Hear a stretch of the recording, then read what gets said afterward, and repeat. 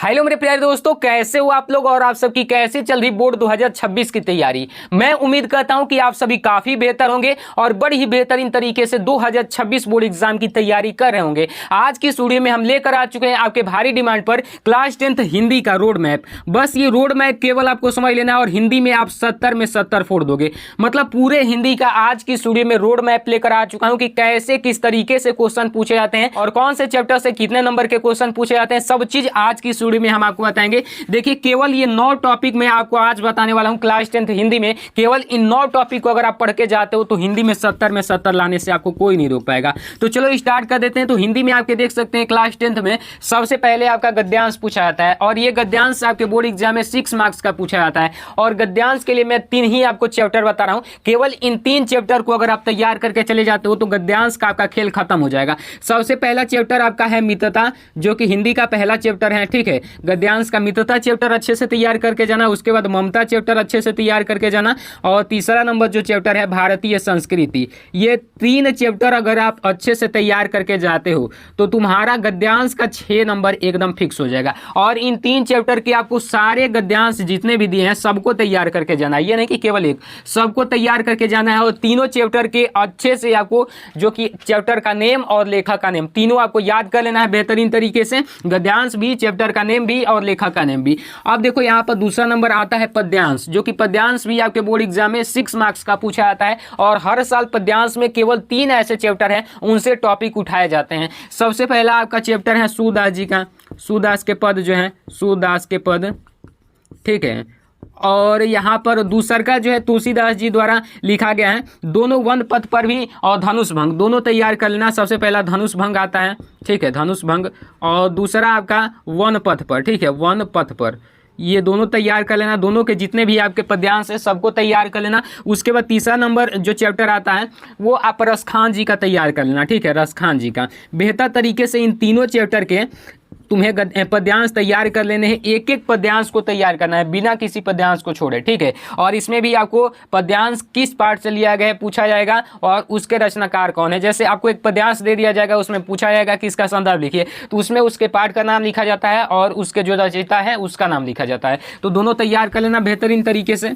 उसके बाद मैं तुमको बताता हूँ कि महत्वपूर्ण संस्कृत गद्यांश। महत्वपूर्ण संस्कृत गद्यांश में केवल एक चैप्टर ऐसा है जिसे हर साल तुम्हारे बोर्ड एग्जाम में संस्कृत गद्यांश पूछा है। और वो कौन सा चैप्टर है? वाराणसी। वाराणसी चैप्टर से हर साल तुम्हारे बोर्ड एग्जाम में गद्यांश पूछा जाता है। इसको अगर इसके सारे गद्यांश को अगर अच्छे से तैयार करके बोर्ड एग्जाम देने चले जाते हो तो मैं 100% बता रहा हूं कि इससे बाहर एक भी गद्यांश नहीं देखने को मिलेगा, क्योंकि बोर्ड एग्जाम में यही चैप्टर से सारे आपके संस्कृत गद्यांश दिए जाते हैं। चाहे पहला दे दे, दूसरा दे दे, कोई सा भी पैराग्राफ आपको दे सकता है। तो इस चैप्टर को बेहतर तरीके से तैयार करके चले जाना। बाकी एक और इसमें भी भारतीय संस्कृति है, उसको भी अच्छे से देख लो। प्रबुद्धो ग्रामीण है, उसको भी अच्छे से देख लेना। ठीक है, उसके बाद यहाँ पर महत्वपूर्ण संस्कृत पद्यांश आता है, जो कि ये भी आपके बोर्ड एग्जाम में 5 नंबर का ये दोनों पूछा जाता है, मतलब 10 नंबर का संस्कृत से। अब देखो 10 नंबर कैसे फिक्स करोगे। महत्वपूर्ण संस्कृत पद्यांश में 2 श्लोक 3 श्लोक मैं बता रहा हूँ, इन्हीं 3 को तैयार करके चले जाओगे तो तीनों में से कोई एक आ जाएगा। सबसे पहला सर्वे भवन्तु सुखिनः जो है,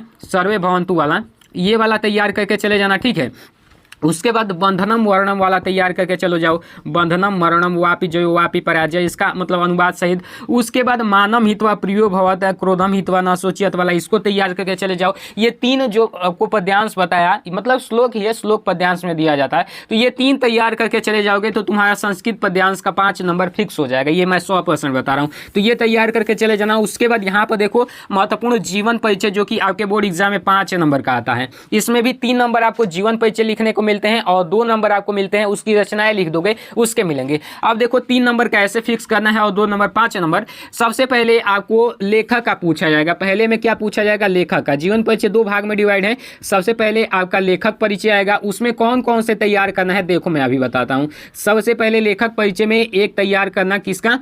तो जयशंकर प्रसाद जी का, जयशंकर प्रसाद जी का। ठीक है, जयशंकर प्रसाद जी का तैयार कर लेना।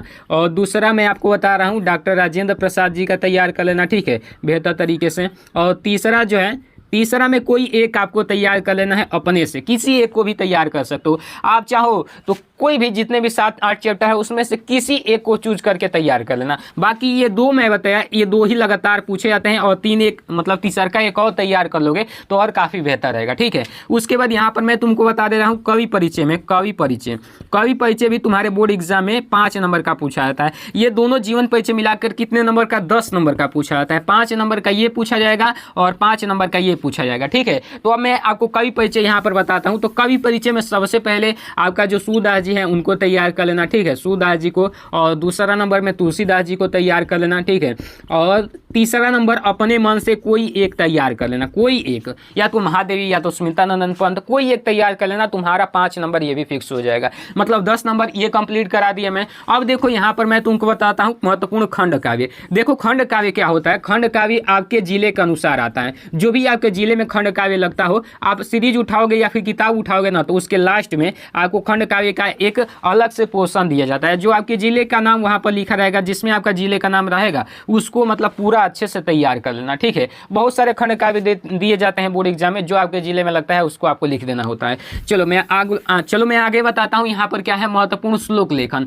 अब श्लोक लेखन क्या होता है, देखो पद्यांश में भी आपके 2 से 3 श्लोक दिए जाते हैं, तो इनको छोड़कर श्लोक आपको लिखना होता है। मतलब ऐसा श्लोक लिखना होता है जो आपके क्वेश्चन पेपर में ना आया हो। तो मान के चलिए कि 2 तो यहाँ पर दिए जाएंगे ना जी, कि यहाँ पर पद्यांश वाले में 2 दिए जाएंगे लिखने के लिए, तो इनको छोड़कर तीसरा का कोई एक लिखना होता है। तो जो मैंने तीनों बताया, जैसे यहाँ पर सबसे पहले सर्वे भवन्तु वाला तैयार कर लेना, आप बंधनम मरणम वाला तैयार कर लेना, ठीक है, बंधनम मरणम तैयार कर लेना बेहतर तरीके से।